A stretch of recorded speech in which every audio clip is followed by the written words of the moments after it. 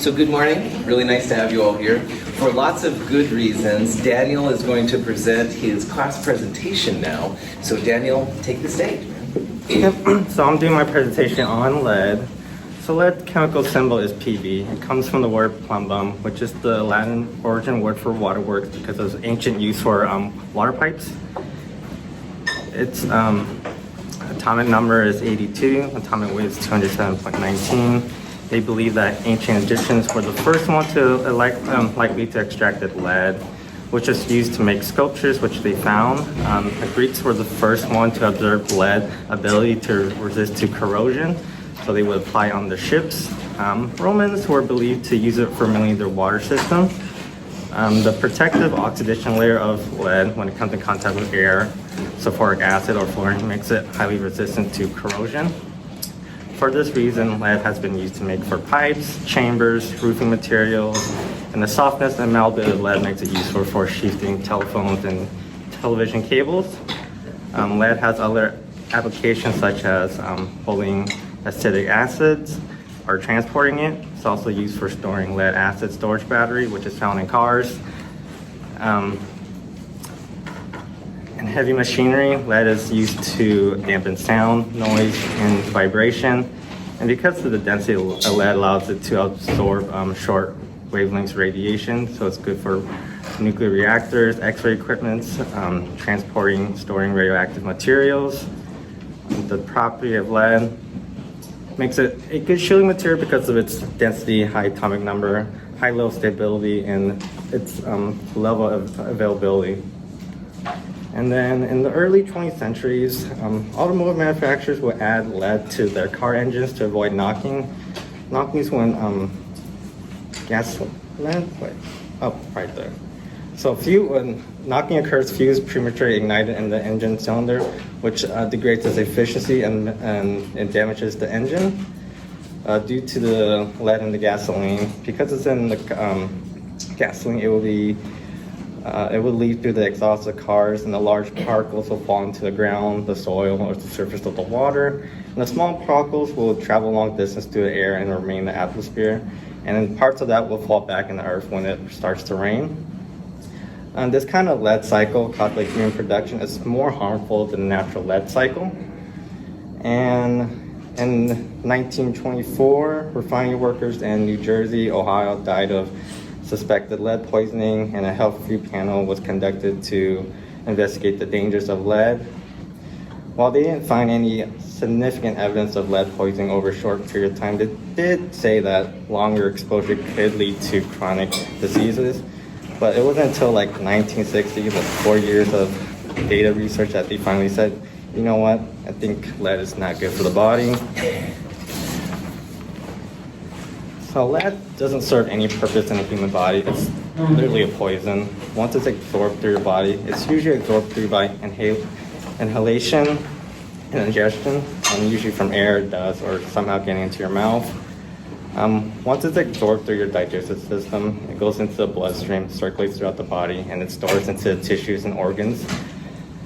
And once you absorb a large amount, it can kill you in a matter of days. Usually you'll get seizure, comas, death, all the good stuff. Chronic exposure to lead may result in severe damage to your nervous, urinary, or reproductive system. Some symptoms are loss of appetite, metallic taste, anxiety, weakness, etc. And then another fact about chronic exposure is that it can also affect the reproductive system of both men and women. Overexposure may lead to infertility, and it can also be circulated into women who are pregnant into the fetus, where it will cause stillborn, mental retardation, and behavioral disorder during the first year of childhood. The CDC recommends that if any children with lead exposure greater than 10 micrograms per deciliter or greater, you want to do some health management, like eliminating the source of the lead, good nutritional diet, follow up with the doctor. But if their child has more than 20 micrograms per deciliter, you're going to have to do chelation therapy, which is an agent that binds to the metal so it doesn't get stored into the tissue or organs of the body. Cool. Okay. Nice job, Janet. Any questions for you? All right. What we're going to do is start one of 2 days of review for the final exam. Before I start talking about that, for those of you that have class today or tomorrow, we'll do the last problem set, last quiz, all that kind of jazz. Make sure that you bring your lab notebook, and make sure that you bring a printed copy of the hydrogen spectrum lab. You'll turn it in at the end of lab and stuff today. Also, if you wish to turn in the exam 2 extra credit, that's due today at 1 o'clock, 1:10, so you can put it in my mailbox. You can give it to me now. If you have lab, I'll see you on Wednesday. You can give it to me then, stuff like that. Questions on that kind of jazz? Okay. The lecture final for this class will be a week from today in this room. It'll be at 8:45. And this is the last thing and stuff that we're going to do in Chem 221. There are no lectures next week or anything like that. So we're just going to do the lecture final. And when you come to the lecture final, make sure that you bring a calculator, a pencil, a Scantron with 100 questions total. You'll also bring the final exam prep worksheet. That's immediately after problem set number 6 in the companion, or you can get it online. The take-home final is something you'll get when you turn quiz 6 into me. So those of you from yesterday, I gave you a copy when you turn quiz 6 into me. If you have lab today or tomorrow, I'll give it to you when you turn quiz 6 in, so you haven't gotten it yet. It'll be on the website soon as well. And then finally now, the take-home lab final is a series of questions over the labs we've done. I'm going to put that on the website by Friday. And your goal on Friday then is to print off a copy of that, complete it over the days, and then turn it in on Wednesday as well. So again, calculator, pencil, 100 question Scantron, final exam prep worksheet, the take-home final, and the take-home lab final. Questions on that? Yeah, go ahead. With the take-home lab final, it has, you said that had multiple choice on it? It's more what? Did you say that it had multiple choice for the take-home lab final? The lecture final will have multiple choice questions, but the take-home final, Caleb, is like a take-home quiz, all right? It's like... Yeah, you have a copy, so you can see it then. Okay. The take-home lab final is also a series of show your work kind of questions. So, Okay. so the only time, Caleb, you'll have multiple choice questions will be on the lecture final. Okay. Yeah, that's a good question. Tim. So the take-home lab final is different from the lab that we're doing this week? That's right. Okay. The hydrogen spectrum lab is the last lab, and so Tiff on Thursday and you on Wednesday, if you have lab today, that's the last lab we'll finish up. That's right. Okay. Good. Yes, listen. Where do we get the take-home lab from? That'll be on the website as of Friday. It's not available yet, all right? But I said Friday by 5, this Friday by 5. It's going to be a lot earlier than that and stuff like that. But Friday you can get it, print it, and then start working on it. The lecture final, the take-home final and the take-home lab final, you are encouraged to work in groups. If you have a group of people you've been working in, you are welcome to work with them on that assignment. That's not a problem. But please do not ask the tutors, don't ask the other chemistry instructors. I will help you to understand what the question's asking, but I won't help you on those questions either. Yes? You have regular office hours next week, though, right? No. Next week, my office hours are all on Monday from 8 a.m. to noon. We don't have any lectures or anything like that, so I will have office hours on Monday, though, from 8 to noon, and you can stop by any time during that time, Madison. That's a good question, too, actually. Other questions? Keep them coming. It's a crazy time, man. We're going to get through this, I swear. Okay. The lecture final. 32 multiple choice questions, and this, like Caleb asked about, is the time when you'll need a Scantron. About 2 hours in length, all right? And again, that'll be for most of you 8:45 in the morning in this room. Those of you with Wednesday's lab, we'll talk about the time during class today, but most of you it'll be Wednesday 8:45.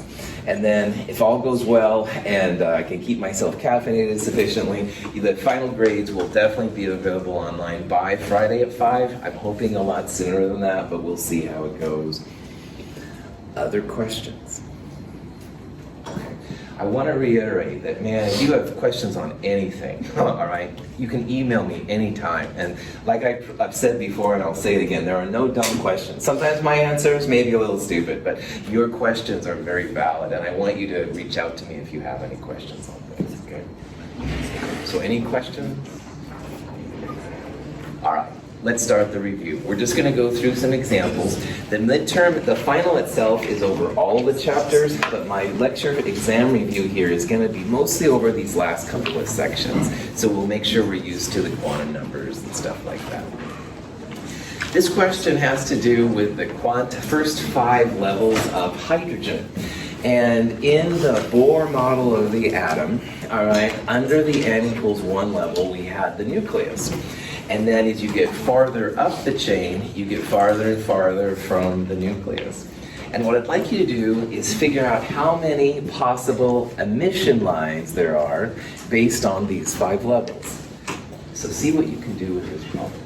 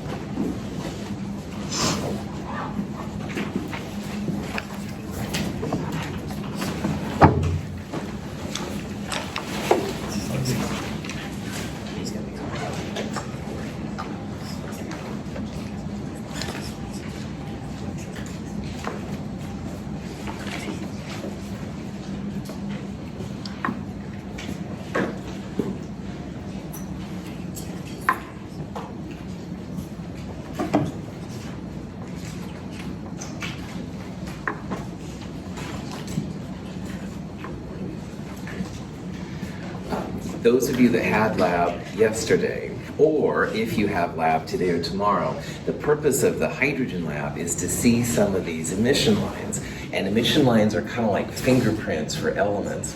So in astronomy, when they say that, oh yeah, Alpha Centauri, a star a long ways away, has hydrogen and helium in it, it's not like they're going there and taking a sample, right? It's too far away. But they can use the light that comes from those planets and stars to figure out some of the compositions, which is kind of cool.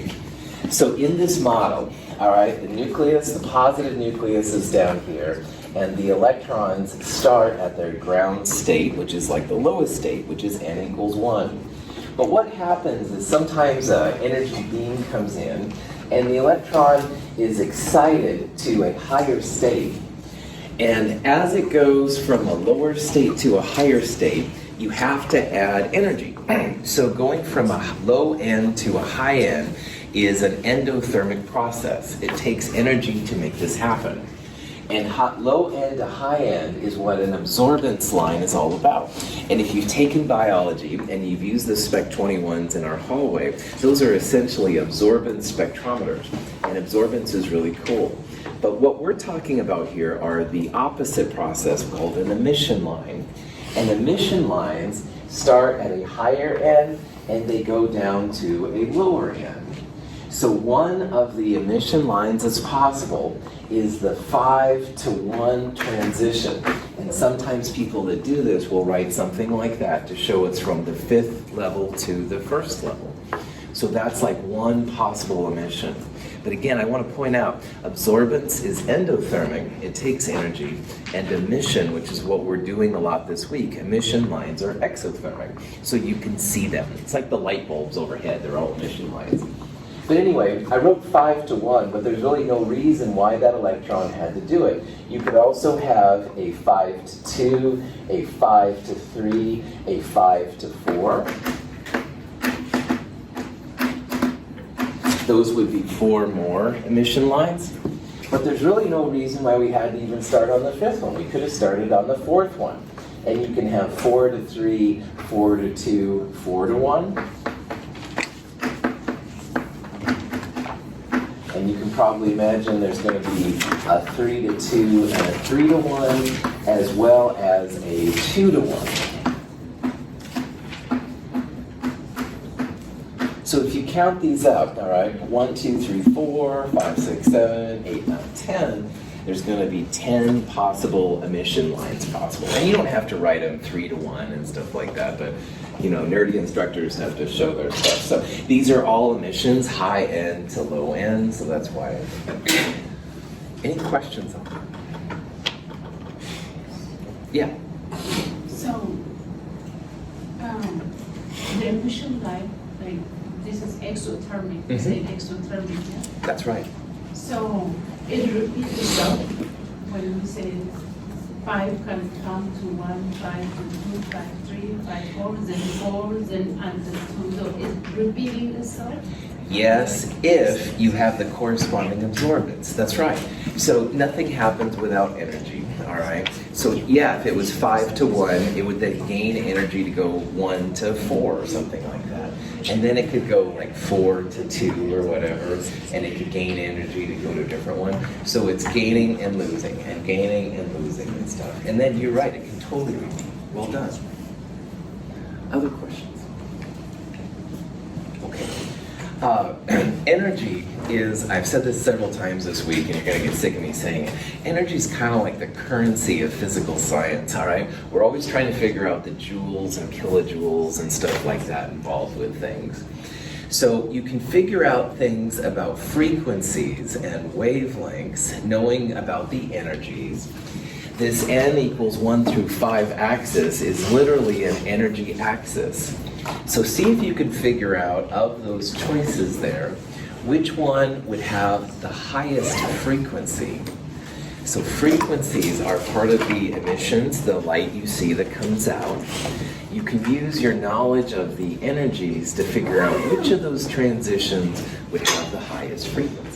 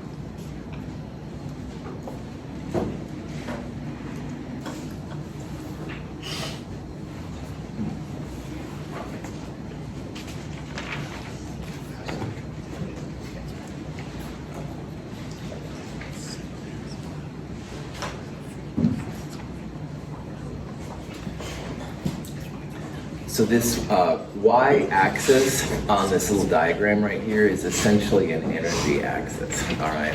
And that's why it's really important, especially after immense comments and stuff, yeah, that like going up is absorbing, going down is emitting.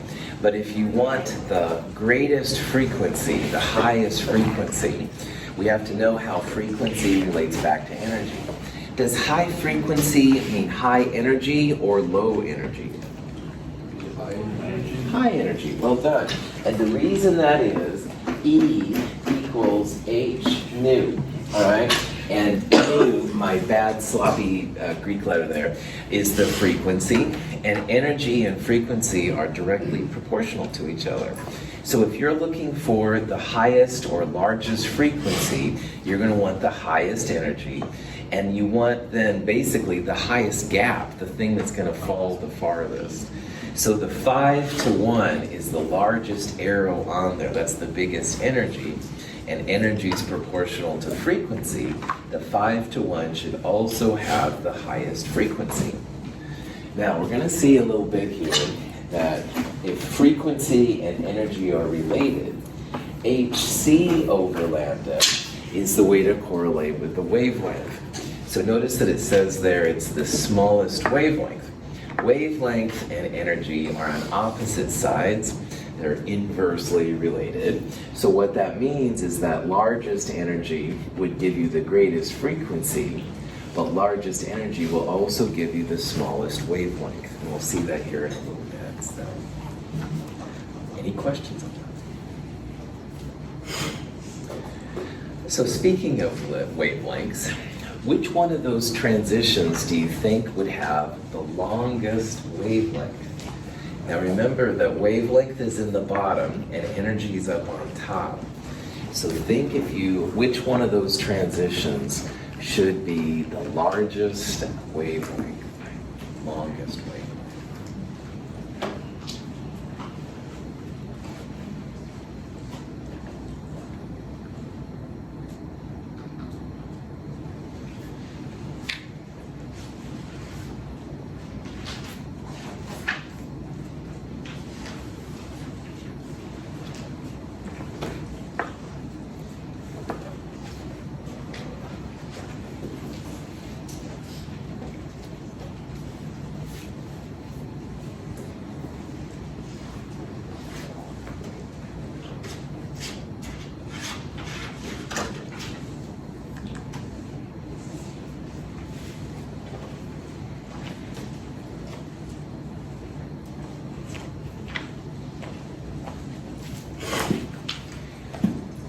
Which one of these 5 options is an absorbance transition? Number 1, that's right.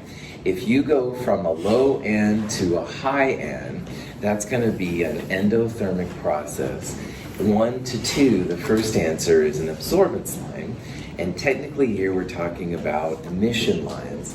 Emission lines are highest end to lowest end. So answer A won't work because that's an absorbance line technically. I know these details.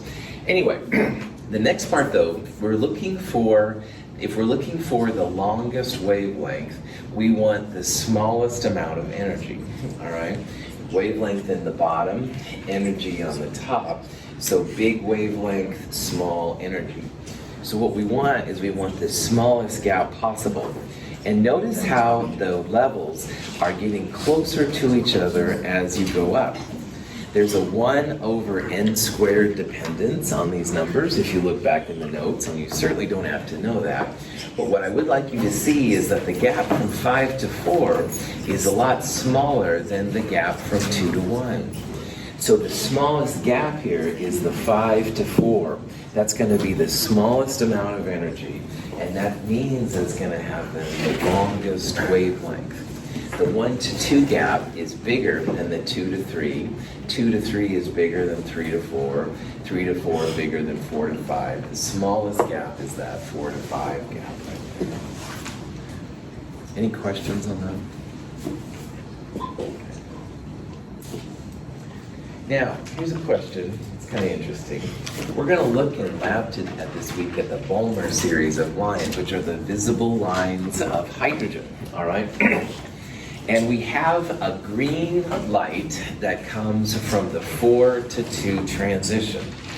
So we're going to see in the lab today that this week, that all of the hydrogen lines are related to n equals 2 in the visible spectrum. So 4 to 2, and you can visualize it if you want from here. 4 to 2 has a green line. And what I'd like you to do here is think about what predicted color would you expect for a 3 to 2 transition. Now, how does the energy compare of 3 to 2 versus 4 to 2? Less energy, that's right. So smaller energy. Think about how that's going to relate to the color. Will you think it's more likely to be blue, or do you think it's more likely to be red?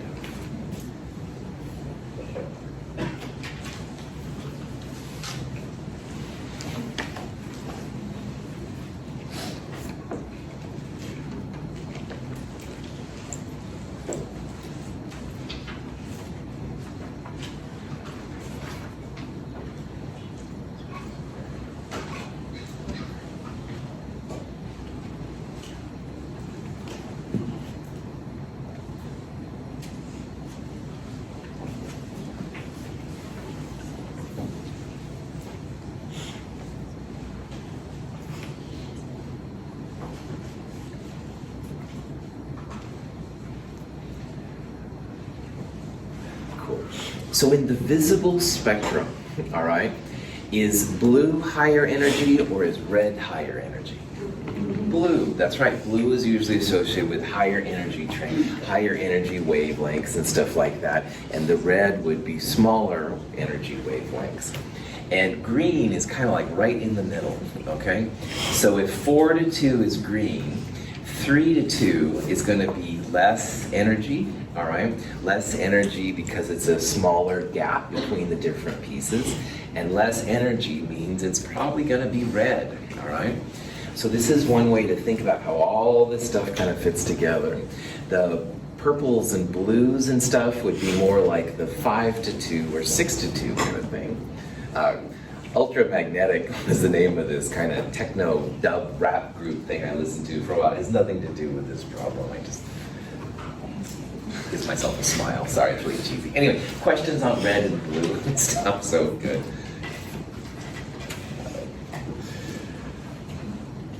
All right, so here's a question where I'd like you to go from kilojoules per mole into a wavelength in nanometers, all right? And what I would do here is I would first turn the energy, which is in kilojoules per mole, into joules per photon or joules per atom, something like that. And from that number, which is this E, you can calculate the wavelength in nanometers. See what you can do. If you did lab yesterday, or if you have the lab with you, there's kind of a quick and dirty equation you can use that makes this process a lot easier. But see if you can figure out what this is going to be.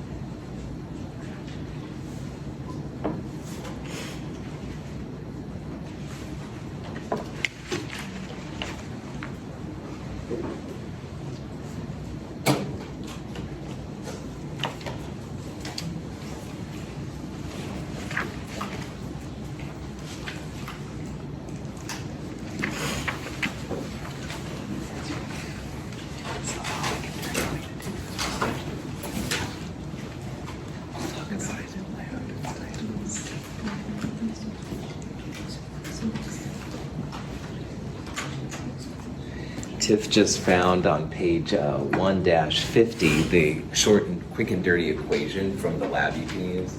That's page 1-50 of the hydrogen spectrum lab. If you don't have it, it's okay. We'll talk about it then. be kind of helpful.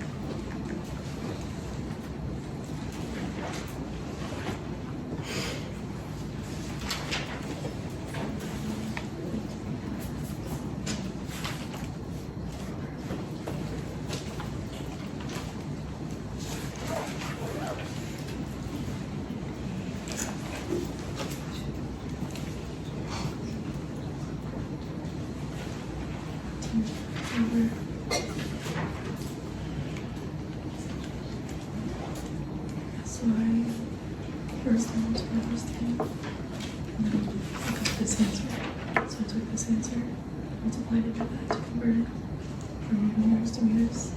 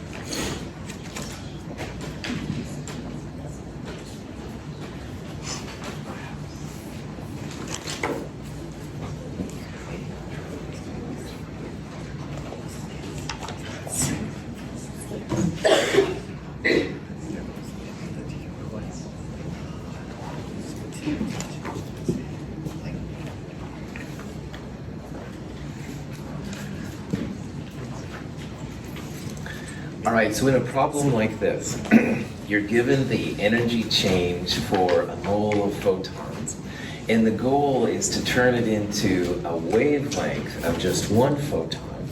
So what we're going to do here is we're going to take, first of all, kilojoules and turn it into joules. How do we turn kilojoules into joules? Multiply by 1,000. Well done, Greg. So the first thing is to multiply by 1,000, and that'll get us into joules per mole. And now what we need to do is go from joules per mole to joules per photon. And that's where Avogadro's number pops in, the 6.022 times 10 to the 23rd. So if you take that joules per mole and you divide by Avogadro's, you would get answer A. And answer A, 3.027 times 10 to the minus 19th, that's the joules per photon, and that's the first step. The next thing we're going to do, the 3.027, 10 to the minus 19th, that's the E, and we're going to set that equal to hc over lambda. H is Planck's constant, 6.626 times 10 to the minus 34. The speed of light, c, is 2.998 times 10 to the 8th meters per second. So wavelength would equal Planck's constant times speed of light divided by the energy. And if you do that, you get answer B. Answer B, 6.563 times 10 to the minus 7th, That is the wavelength. It's the wavelength in meters, all right? And that can be really cool to know too. But usually wavelength is recorded, at least for visible light, in nanometers. So if you take that number, which is in meters, there are 10 to the minus 9 meters per nanometer. So you can divide by 10 to the minus 9 or multiply by 10 to the positive 9, either way.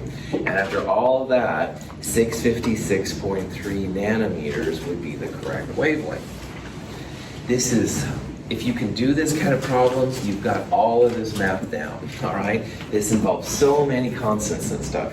Now, what I said earlier about TIFF looking in lab is that on page 1-50, right kind of in the middle, there's a quick and dirty way to go from an energy to a wavelength in nanometers, or from a wavelength in nanometers to an energy, which is really cool. And even another person saw was actually the example given on the top right there, which is really cool.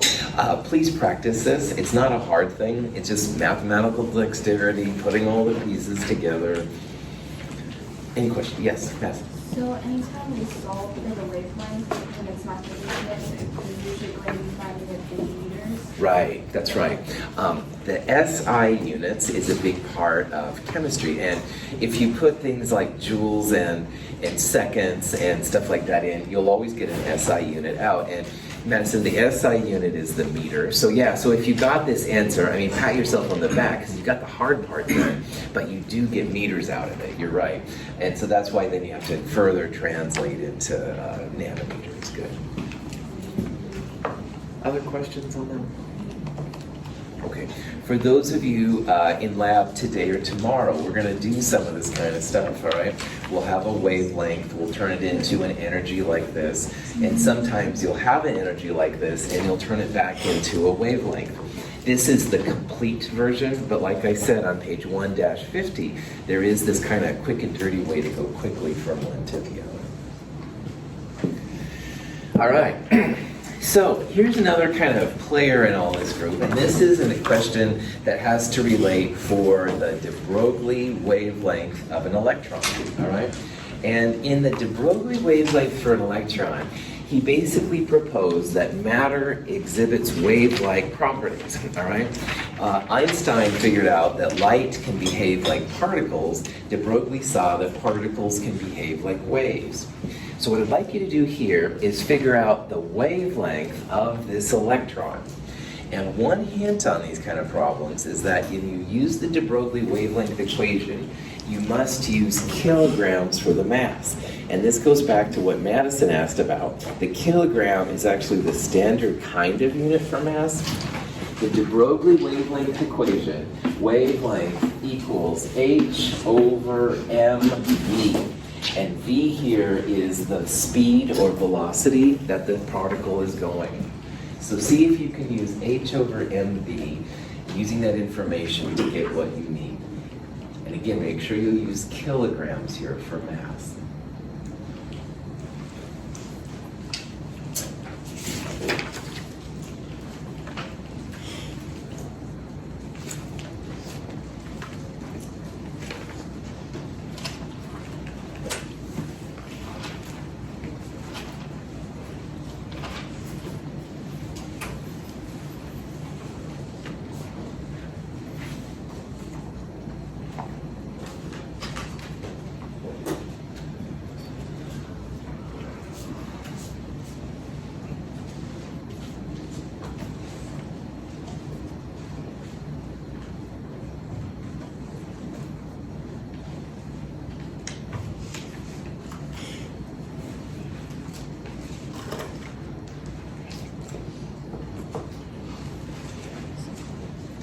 Remember too that your wavelength will come out in meters, and maybe you want to convert it to nanometers. Stop. When we use these equations, with the Broglie's wavelength, this measures for particles and electrons, while the other one's for photons and moles. Exactly, yep. So Madison brought up a good point. This equation is for the particles, mostly electrons, all right? This wavelength is for photons, so like visible light, so gamma rays, radio waves, stuff like that. Good. different wavelengths.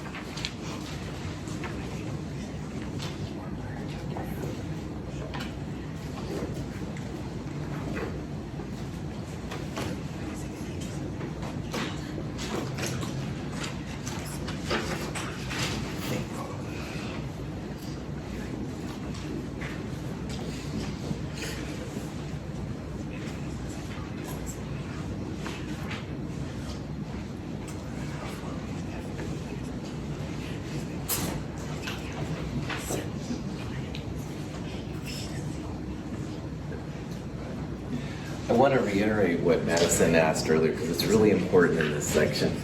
This equation, the so-called de Broglie wavelength equation, is only for particles, all right? Things that have mass, all right? It's almost always for electrons, but it could be protons and stuff like that too. And you can see that the form of the equation is quite different. Wavelength equals h over mv. And then using these guys, which we used earlier, it would be like wavelength equals hc over e or something like that. So this stuff down here, only for electromagnetic radiation. So for visible light, ultraviolet, infrared, gamma rays, x-rays, radio, stuff like that, all right? This one right here is only for particles. And it helps us as scientists to figure out that, yeah, sometimes electrons can be waves, and that's what all the orbitals and stuff like that are all about. So anyway, when you solve this one, first of all, you do need to use kilograms. There's 1,000 grams in a kilogram. So would we take this number and multiply by 1,000 or divide by 1,000? Divide, right on. So the number you should have for the mass is a 10 to the minus 31 kilograms, all right? And that's literally the number you put right there. And Planck's constant, 6.626, 10 to the minus 34 goes right there. The speed, 1.20 times 10 to the 8th goes in there. And the wavelength you get out, it's like 6.06 times 10 to the Minus 12, good, thank you. It's minus 12, so it's a very, very small number, and it doesn't look like any of these numbers exactly, like 6.06, but not the 10 to the minus 12. That's because, also like what Madison brought out, it's in meters, okay? These calculations always give you like the same kind of units. If you put SI units in, you get SI units out. But what you can do then is take that number and multiply by 10 to the minus 9, all right? So you can turn your nanometers, or divide, I'm sorry, by 10 to the minus 9. You can turn your meters into a nanometers, and what a lot of you got, which was really cool, answer D. You divide by 10 to the minus 9 or multiply by 10 to the 9. Either one is fine, you have to do that. Right. Do you have to turn the meters per second to nanometers per second? No, I wouldn't do that. I would use the number just as is. Rain, you'll get out meters, okay, because meters is like meters per second, and you can convert to there. Now, Rain, you can do that, all right, but I find that a little harder to do, all right? But if that works for you, you can, but I'm not going to encourage you to do it. Good. Other questions on this? Yeah. Why don't you just use pickup? You could. You could turn this into kilometers, megameters, nanometers, femtometers is even a smaller one. Stuff. You could do any of those kind of things. Usually, nanometers is really used a lot in this kind of stuff, so that's why I threw it there. But there'd be no reason why you couldn't turn it. Absolutely. Other questions? Quantum numbers led from all of the work with de Broglie and all the work with all the other people and stuff. Schrodinger kind of pulled it together.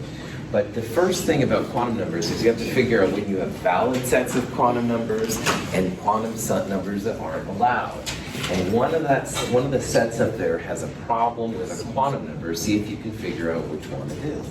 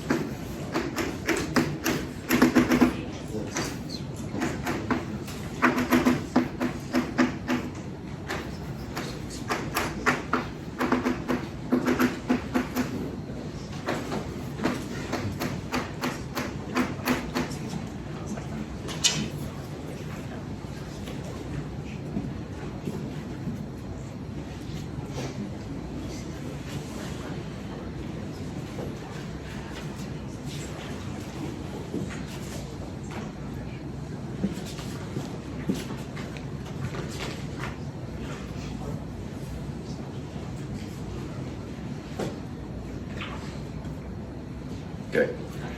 So when it comes to the quantum numbers, there's 4 of them. N is the first one, the shell. N has to be a number from 1 up to infinity in whole numbers. N can't be 0, can't be negative. So all of the N numbers are okay.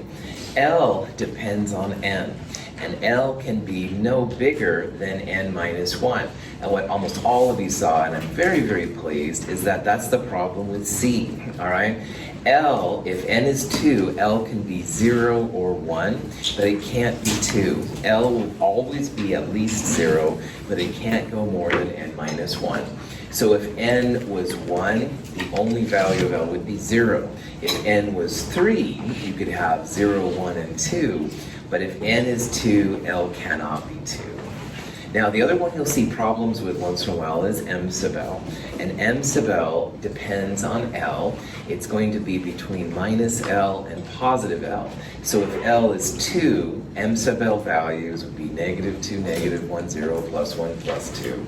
If L was 1, M sub L negative 1, 0, plus 1, etc. And M sub S, which is in part of this problem, is only positive or negative 1/2.